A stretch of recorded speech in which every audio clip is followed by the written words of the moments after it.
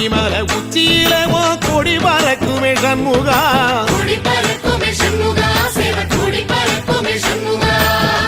அடிவரும் காவடிக்கு அது சொல்லி கொடுக்குமே சண்முகா.